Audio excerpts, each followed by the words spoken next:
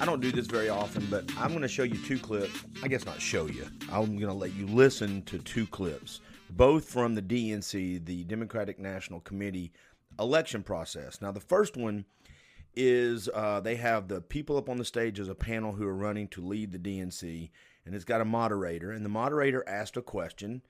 It's about the most recent election between Trump and Harris. And he gets the response, and just so you know, he's asking them, do you believe misogyny and racism played a part in the election? And everyone on the stage raises their hand. Everybody claps. He kind of giggles, and then he says, hey, that's the right answer. You pass. And I just flashed back to all of my friends on the left who had this and watched the media, who basically said, if you do not believe that the 2020 election was the most fair election ever, if you have any leadership that says that was weird, it was odd, or biggest one, it was stolen, how do you vote for those people? My buddy Jeff said that to me several times, and my response was, I don't think it was stolen. So let's take that off the table. However, to say it's the most fair election ever was ridiculous because the media manipulated it. We saw it in real time. They suppressed some articles, some headlines. They spent millions of dollars into a Russia investigation for years and years. They decided, I did this with AI in real time with my buddy Jeff. 60 to 70% of the coverage of Trump since 2016 on CNN, ABC, CBS, and NBC have all been negative. Now, I'm fine. If you say that's real, that's okay. All right. But don't tell me that's not controlling the narrative, and don't say that states didn't change how they put in new rules for elections because of, COVID, even though by that time it's whatever. I'm not going to go down that road. It was nonsense. We saw Pennsylvania and other states completely change the rules about mail-in ballots, when they'll accept ballots. It was a weird election. And for my Democrat friends not to be able to sit back and go, you know what, that was an odd election. That was weird. That had things that had never happened before. No matter what you blame it on, the fact of the matter, it was an odd, weird election. There were plenty of places for leveraging our narrative, carrying a different narrative that would impact the election. Whatever. But if I say to you, you passed the test to lead this committee if you believe the 2020 election was stolen, people would be losing their minds. And so when people on this stage all raise their hands, here's why. Well, I'm going to let you listen to the clip. I'm rambling. I'll let you listen to the clip, and then I'll give you my final take before I move on to the second one. I have a show of hands. How many of you believe that racism and misogyny played a role in Vice President Harris's defeat? Okay. So that's good. You all passed. The reason I think that's important is because I don't see the media right now or the Democrats, not all of them, a few are starting to switch. I don't see them looking at their party, their narrative, their agenda with any self-reflection. It seems to continually be, I will call you names until you agree with me or give me what I want. And I don't see how that's going to help them. I watched the Republicans go through this for years.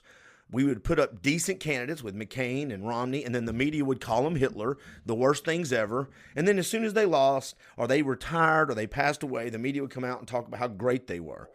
Or they would bring them on their talk shows because they represented the Republican Party, when in reality there was an undercurrent in Republican Party of, we're not being represented. No one is fighting back against the headlines. We're not all racist. We're not misogynist. As a matter of fact, our party, in a lot of times in history, has been the one pushing those changes. Anyway, I just saw this and I immediately thought they've not learned much.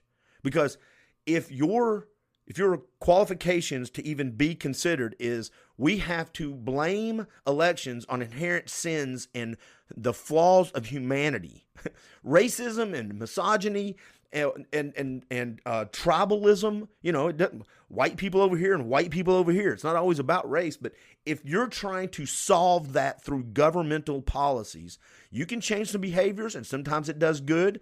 I did a whole podcast on this with DEI, how policies work and then they stop working, but we've given power to the government and they don't want to let go.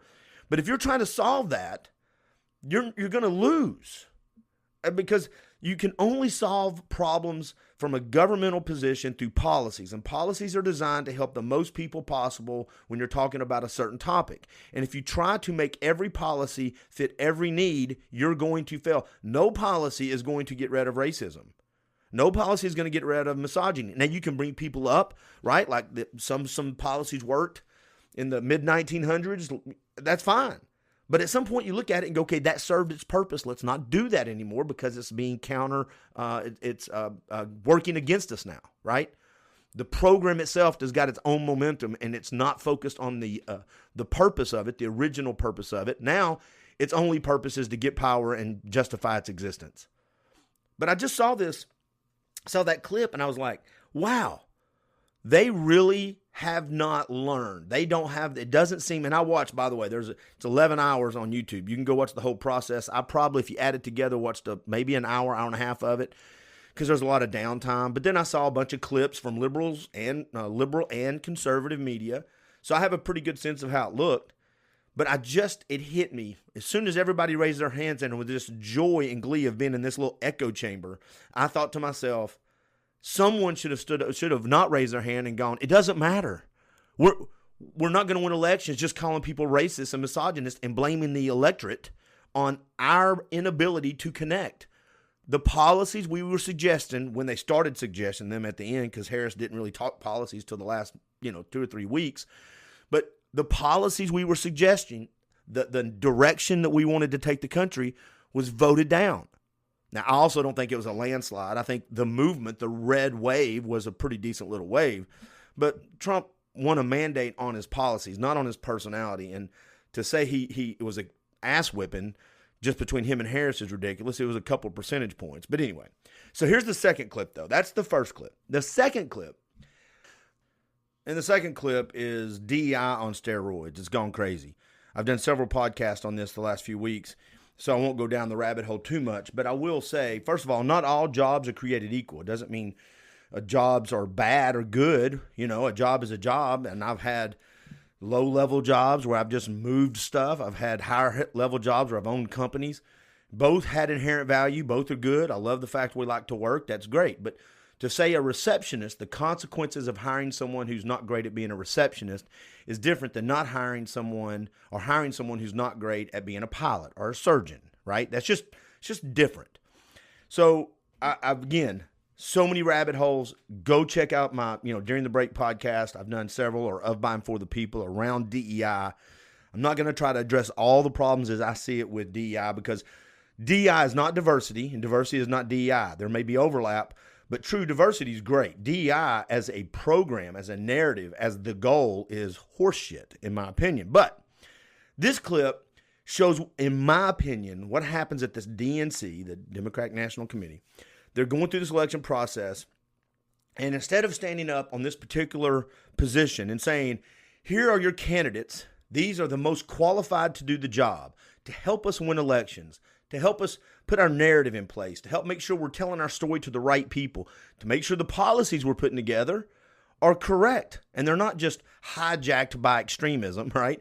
These people, if you elect any one of these people, we have vetted them and they are capable of their job. Nope. Before any of that, before you get to vote, they have been filtered through DEI.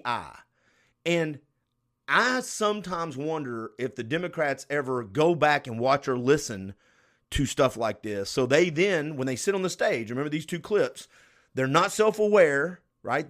They continue to say things that blame other people other than themselves. Then you see this and you wonder why. How do we have a pool of people? Again, I don't care what they look like. I don't care who they sleep with. None of that matters. But how are we coming up with a pool of people that aren't self-aware? Well, you filter them through this victim filter, this oppression filter, or this narrative filter. And so instead of having a pool of qualified people, you have a pool of people. And some of them may be qualified and some of them may not be. That's my point. As soon as you start selecting and having this smaller pool of people, it's not based on merit anymore. You may have people of merit in there, but that is by chance. That is not the goal of DEI. I don't see merit in there at all. It's like, oh, okay, there are people of merit inside this pool of people we've given ourselves. Some, but a lot aren't. So we increase our odds of putting somebody in a position that doesn't want to be there, is not really qualified. They only, they're all foam and no beer. Anyway, here's the clip. Then I'll wrap it up. We won't spend long. Explanation on how we're going to move forward. We have an amazing group of new officers so far. As you know, our 3 at-large vice chair positions are used to ensure gender balance among 7 offices: treasurer, secretary, national finance chair, and vice chair for civic engagement and voter participation, and the 3 at-large vice chairs. Our rules specify that when we have a gender non-binary candidate or officer, the non-binary individual is counted as neither male nor female, and the remaining 6 offices must be gender balanced. With the results of the previous 4 elections, our elected officers are currently 2 male and 2 female. In order to be gender balanced, we must elect 1 male, 1 female, and 1 person of any gender. So again, this is what we have to do for this vice chair race. We have to elect 1 male, 1 female, and 1 person of any gender.